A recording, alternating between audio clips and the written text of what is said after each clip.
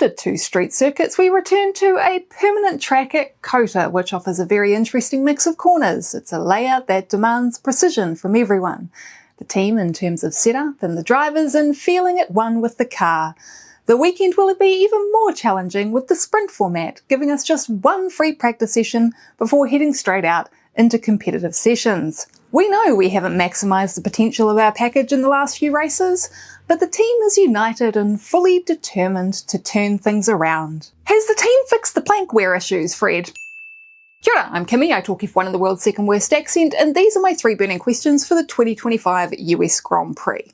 And well, I guess you already know one of them. Cast your mind back 2 years to the 2023 weekend in Austin, where both Charles Leclerc and Lewis Hamilton were disqualified for excessive skid block wear on what was also a sprint weekend, where Leclerc and Hamilton finished 2nd and 3rd respectively in the sprint. But despite being 2nd and 6th across the line in the Grand Prix, took home ducks in the 2nd race of the weekend for Ferrari and Mercedes. And in hindsight, you could put that down to the Parc Fermé rules being different back then, but then China this year rolled around and well, that happened. In the interim, Ferrari seemed to figure things out, as did Mercedes, but while Mercedes has been consistently putting in solid results in the hands of George Russell and, on occasion, Kimi Antonelli, and doesn't seem to be too concerned about plank or skid block wear anymore, the opposite is the case with Ferrari this season. The changes they've made to the car for 2025 have brought back the ride height issues, which, let's be real, have been a constant struggle for many teams in this ground effect era. In China, both Ferrari drivers were disqualified post-race, Charles Leclerc for being underweight due to his one-stop strategy, just like George Russell in Spa last season,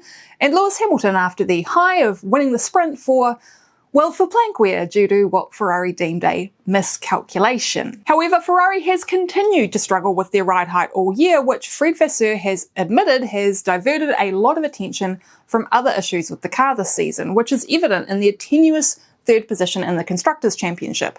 Red Bull's closing on them fast and, for want of a better term, driving with one hand behind their back behind the wheel of a car concept that only really Max Verstappen can get anywhere close to the limit. But Ferrari's real test of whether or not they're going to be able to get on top of their setup problems is the Circuit of the Americas. It's built on land that's incredibly unstable and has a habit of kind of just being a little bit different from the last time a driver turned a wheel there.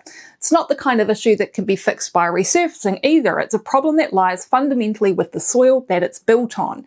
And with only 1 free practice session for the weekend, teams will be studying those planks with a micrometer to make sure they're not repeating the mistakes that Ferrari and Mercedes made 2 years ago, and the one that Ferrari made back in March. God, can you believe it's already October? What is time? Seriously. Forget the brake issues from Singapore, at least they both got points there. Any sniff at a potential disqualification in Austin wouldn't go down well with anyone, and the media furore would just kind of reach new heights of crazy. Particularly considering Ferrari finished 1-2 there last year with a car that I maintain would probably have scored more points this season than the one they've been running. And look, I might not be a big fan of Ferrari as a business, but I am a fan of both of its drivers and their team principle. I just want to see them get a win on the board. And by a win, I don't even mean win, I just mean a clean weekend that ends in a good result that sticks. Now for a terrible segue, and talking about sticking, the news dropped today that Mercedes will unsurprisingly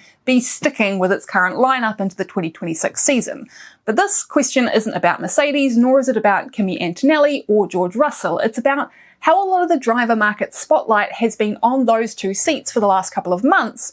And now that that particular pairing has kind of just exited the stage, we now really only have 3 guys who are stuck in the glare. So how much hounding are Yuki Tsunoda, Liam Lawson and Franco Colapinto going to get this weekend? And possibly Isaac Hadjar as well, but I think that that will be more aimed at continuing the question of which Red Bull team he's going to land in next season rather than the question of whether or not he'll be on the grid at all. Now I know that F1 is a high-pressure, high-performance environment, and these kind of things are always something that the F1 media latches onto and likes to ask questions about. But goddamn, it's tiresome, and it really just sucks for these guys who just want to get on with their job.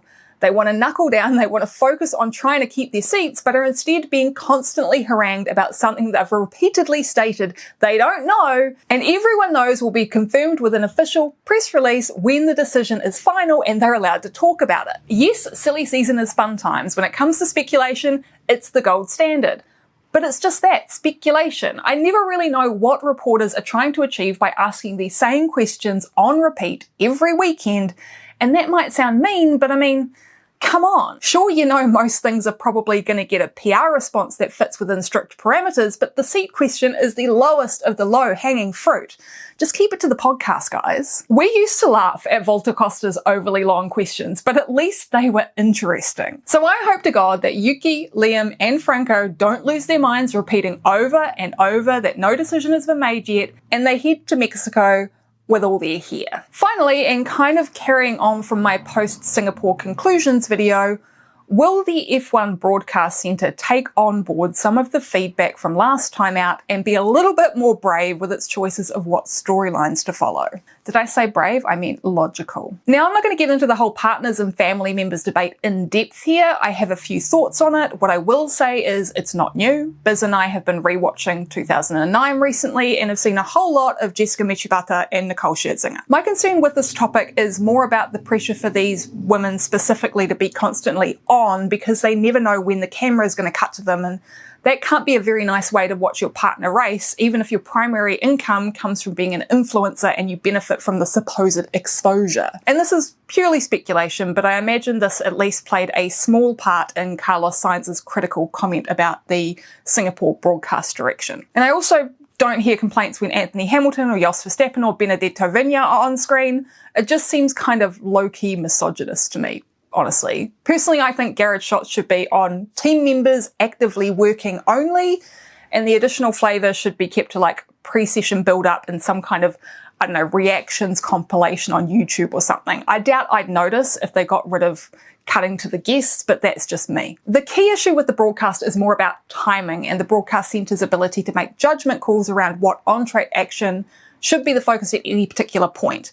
And I think a lot of it probably comes down to the sheer number of individual shots available nowadays, and the overwhelming amount of feeds coming in must be pretty difficult to keep on top of and make quick turnaround judgment calls on what to show. Having said that, the fact that we didn't even get replays of some of the overtaking that was going on when Alonso and Sainz were on the charge on soft tyres, or a few shots of Lewis Hamilton making up his own version of the circuit in favour of a pursuit that wasn't even close to kind of being a battle yet, well, there's no excuse for that one. And I think this is kind of the point where questions need to start being asked about whether or not it's time to start building in more than just the standard 5 to 10 second broadcast buffer into the feed that has this kind of level of complexity. No other sport on earth requires so much cutting between so many camera angles. Trackside cameras, drones, helicopter shots, zipline cameras, onboards from multiple angles, garage shots, pit lane cameras, pit box cameras. Maybe the broadcast needs to be on a 30-second delay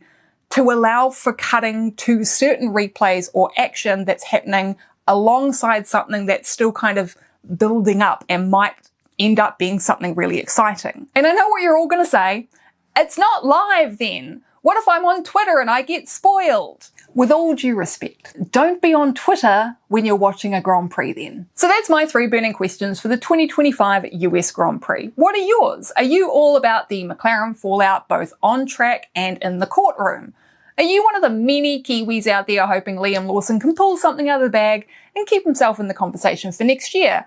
Or are you asking the really tough questions, like how many awkward shots of F1 drivers dressed as cowboys we're going to see? Chat about it down in the comments. Thanks as always to my patrons for your support, to you for watching to the end. If you'd like to join my Patreon, the link is down in the description as well as right here on the screen. An extra special thanks to Hagar for the very generous super thanks on the last video. Ka kite. I'll catch you all next time.